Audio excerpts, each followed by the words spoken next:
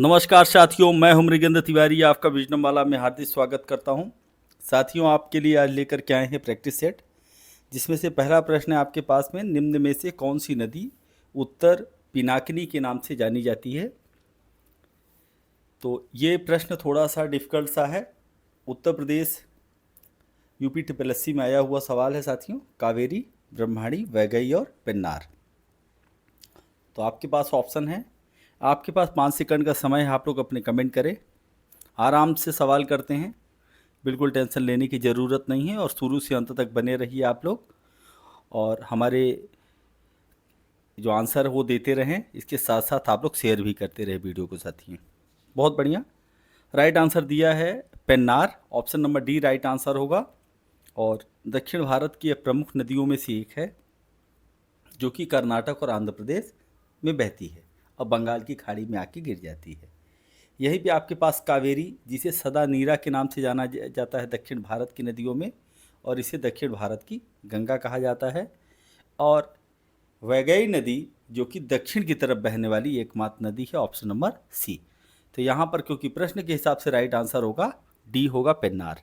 अगले सवाल की तरफ चलते हैं साथियों। निम्न में से कौन सी नदी खंभात की खाड़ी में नहीं गिरती है। तो खंभात की खाड़ी है कहाँ, ये जान लेते हैं पहले। गुजरात की तरफ देखते हैं, तो जो आपको शेर जैसा मुंह निकला हुआ दिखाई देता है, वही खंभात की खाड़ी है साथियों।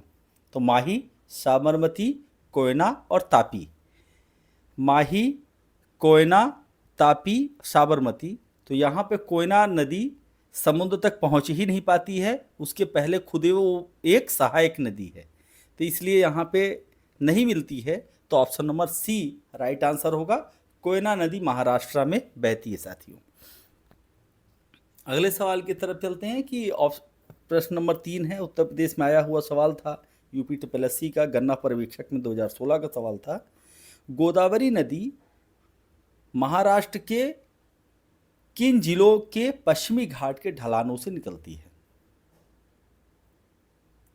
सतारा, औरंगाबाद, जलगांव, नासिक। तो राइट आंसर होगा अंगूर का जहाँ पे सेंटर है नासिक, तो option number D right answer होगा। और जलगांव केले के लिए फेमस है साथियों। नासिक त्र्यंबकेश्वर के पास ब्रह्मगिरी पर्वत से। और नासिक गोदावरी नदी के तट पर ही कुंभ लगता है।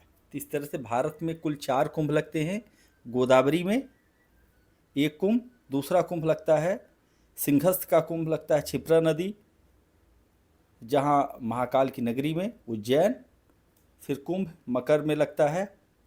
इसके बाद एक कुंभ लगता है आपके हरिद्वार में। इस तरह से भारत में कुल 4 कुंभ लगते हैं। प्रत्येक 12 वर्षों के बाद कुंभ लगते हैं, प्रत्येक 6 वर्षों में अर्ध कुंभ लगते हैं। तो राइट आंसर होगा यहाँ पे नासिक। साथियों, अगला सवाल है, 4th क्वेश्चन है आपकी स्क्रीन पर। किस नदी के बेसिन का कुल पुनः पूर्ति प्रयोग सर्वाधिक है। बेसिन का कुल टोटल कितना है। बेसिन, तापी, कृष्णा, पेन्नार, सुवर्णरेखा।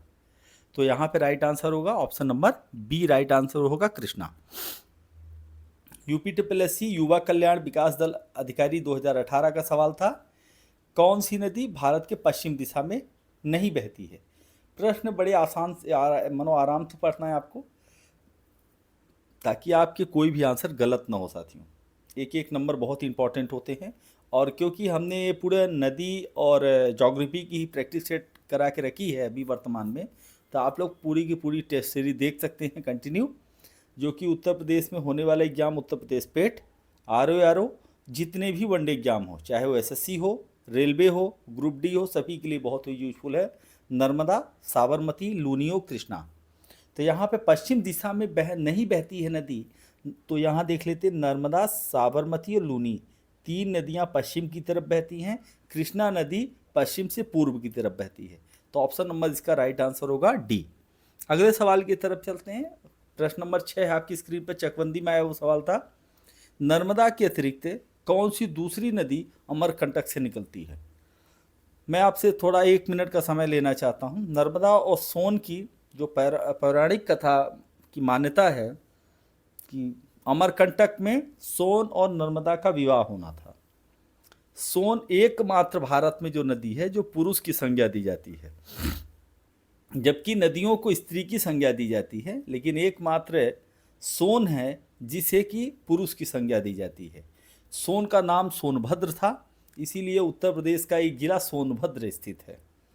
तो अमरकंटक में नर्मदा और सोन का विवाह होना था, लेकिन किसी वजह से, क्योंकि उनकी जो दासी थी सोनभद्र की दासी, उसका नाम था जोहिला, वह सोनभद्र से प्रेम करती थी और उसने अपना भेष बदल करके उस समय पर नर्मदा का रूप धारण करके बैठ गए, उनके वस्त्र पहन के, और विवाह हुआ। इस वजह से सोनभद्र बड़ा नाराज हुए और नर्मदा भी बहुत नाराज हुई, और नर्मदा जो है सोन से गुस्सा होकर के वो तुरंत पश्चिम की तरफ या उल्टे दिशा में भागना शुरू कर देती हैं या बह चलती हैं। तो इस तरह से एकमात्र भारत की नदी है जो कुमारी नदी के नाम से जाना जाता है, तो वो नर्मदा है। और सोन जो है पूर्व की तरफ बह देते हैं। वहीं से 10 किलोमीटर दूर मैकाल श्रेणी पर एक जिसे ज्वालेश्वर नामक स्थान है, वहाँ से बहती हैं जोहिला नदी। तो अमरकंटक से 3 नदियाँ एक साथ बहती हैं। एक जोहिला नदी जो कि बाद में सोन की ही सहायक नदी है, और नर्मदा पश्चिम की तरफ बहती है। तो ये स्टोरी आप लोग अपने दिमाग में रख लीजिएगा। तो प्रश्न है कि नर्मदा के अतिरिक्त कौन सी नदी अमरकंटक से निकलती है? तो यहाँ पे राइट आंसर होगा आपके पास में सोनभद्र या सोन, ऑप्शन नंबर बी। निम्न में से किस नदी का समागम अरब सागर में है? तो यूपीट्रिपलएससी ग्राम विकास अधिकारी 2018 का सवाल था। नर्मदा, गोदावरी, कृष्णा और कावेरी। अरब सागर में समागम है तो साथियों अरब सागर में नर्मदा का है, क्योंकि गोदावरी, कृष्णा और कावेरी पूर्व की तरफ बहती हैं। पूर्व की तरफ वे ऑफ बंगाल है और ये सभी बंगाल की खाड़ी में समाहित हो जाती हैं। तो option number A right answer होगा नर्मदा। और नर्मदा को मध्य प्रदेश की जीवन रेखा कहा जाता है। कहाँ से निकलती हैं? अमरकंटक से। निम्न में से कौन सा विकल्प है भारतीय प्रायद्वीप में पश्चिम की ओर बहने वाली दूसरी सबसे बड़ी नदी है? तो इसका शाब्दिक अर्थ ये होता है कि पहली कोई बड़ी नदी है। नर्मदा, तापी, साबरमती, कोयना। तो राइट आंसर होगा यहाँ पे Tapti. Option number B right answer होगा, जबकि प्रथम यदि स्थान आता है तो वो नर्मदा का होता है। Option number B right answer.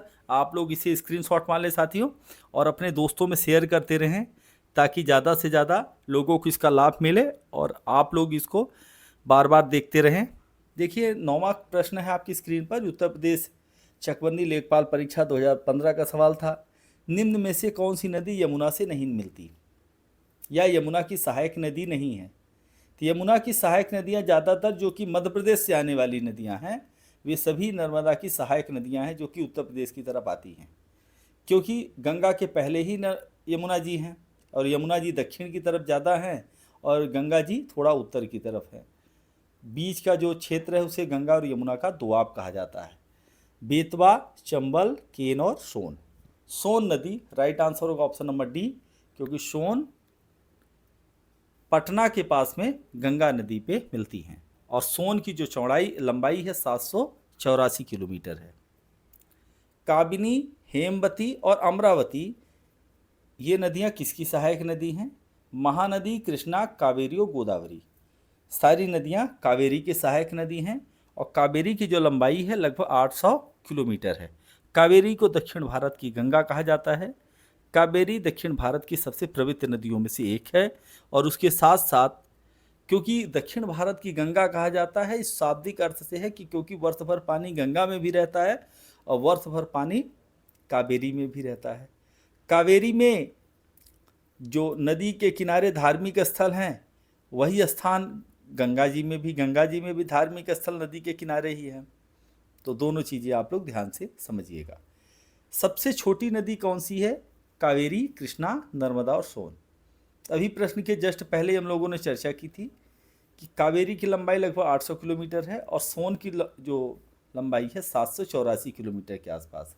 तो सबसे छोटी नदी यहाँ पे सोन, और नर्मदा और कृष्णा में कृष्णा बड़ी नदी है और नर्मदा थोड़ा छोटी, क्योंकि नर्मदा की लंबाई 1312 है, मतलब 1312 किलोमीटर, और कृष्णा की 1400 किलोमीटर से ज़्यादा है। तो राइट आंसर होगा ऑप्शन नंबर डी। कौन सी नदी पश्चिम तटीय मैदानों में प्रवेश करने से पहले 253 मीटर ऊंची चट्टान से गिरती है और गरसोप्पा जलप्रपात बनाती है?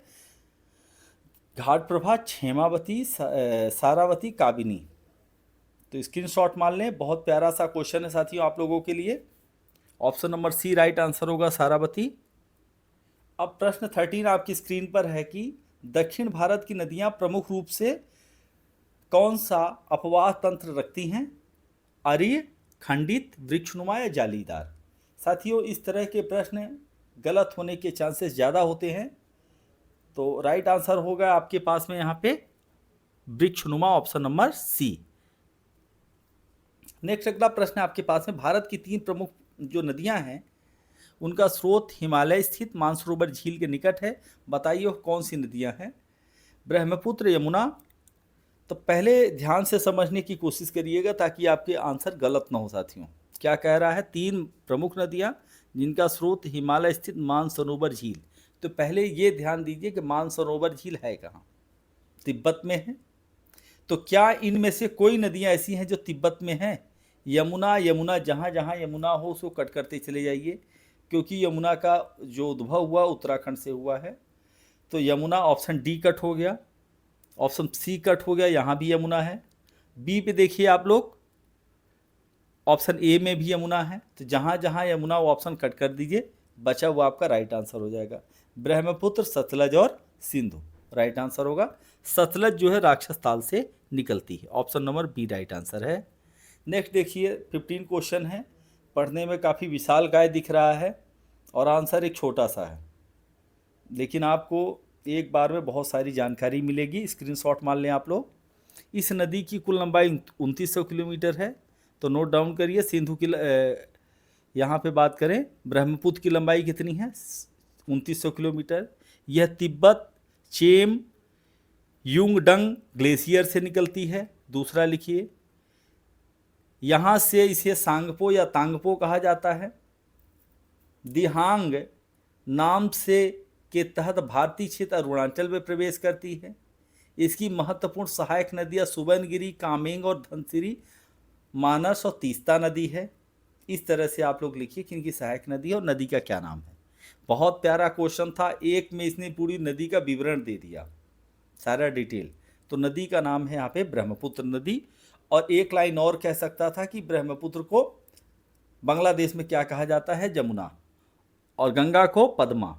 और पद्मा और जमुना का जो मिलन है, संगम, उसे मेघना कहा जाता है, जो दुनिया का सबसे बड़ा डेल्टा सुंदरबन बनाती हैं। कौन सी नदी थार रेगिस्तान से होकर बहती है? सावित्री, मोठा, लूनी और गिना। राइट आंसर होगा यहाँ पे लूनी नदी, ऑप्शन नंबर सी।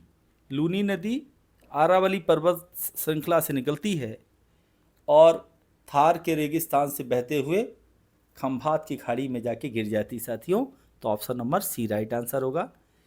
यहीं पर ऑप्शन नंबर आपके पास में 17वां प्रश्न है, सिपकिला दर्रा हिमाचल की किस घाटी में है? सतलज घाटी, नाभा घाटी, चंद्रा घाटी एंड कुल्लू घाटी। तो राइट आंसर होगा यहाँ पर सतलज, ऑप्शन नंबर ए। इनमें से कौन सी भारतीय क्षेत्र में खाड़ी नहीं है? 18वां क्वेश्चन है और ये बहुत बहुत इंपॉर्टेंट क्वेश्चन साथियों। पहले यदि भारत के नक्शे की तरफ देखें तो उत्तर की तरफ आप देख रहे हैं, ध्यान से देखिएगा पहले आप लोग।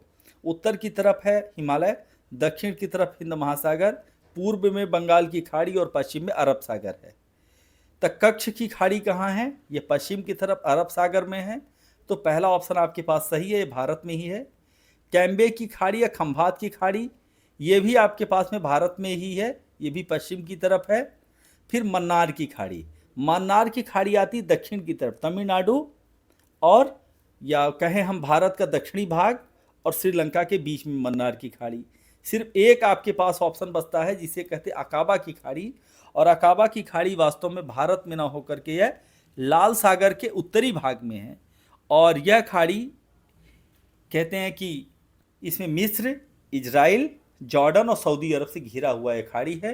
दूसरी बात, एक बहुत इंपॉर्टेंट क्षेत्र है, बात है कि यह खाड़ी एकमात्र है जो कि जॉर्डन का बंदरगाह है। तो साथियों इस तरह से आप लोगों ने देखा हमारे पूरे चैनल को। हम चाहते हैं कि और भी आपके पास में यूजफुल वीडियो हमारे स्क्रीन पर है, आप लोग देख सकते हैं, ताकि अब अगला प्रश्न है कि आंध्र प्रदेश का विजयवाड़ा शहर किस नदी के किनारे स्थित है? कावेरी, गोदावरी, महानदी, कृष्णा। अक्सर साउथ की मूवी में आता है विजयवाड़ा शहर के बारे में, तो राइट आंसर होगा यहाँ पे Krishna, option number D. Next देखते हैं, श्रीनगर नदी, श्रीनगर जो है किस नदी के किनारे है, किस नदी के तट पे? तो ऑप्शन आपके पास में है Jhelum, option number D B right answer है।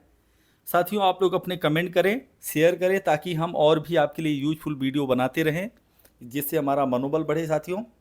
थैंक यू साथियों, जय हिंद, जय भारत।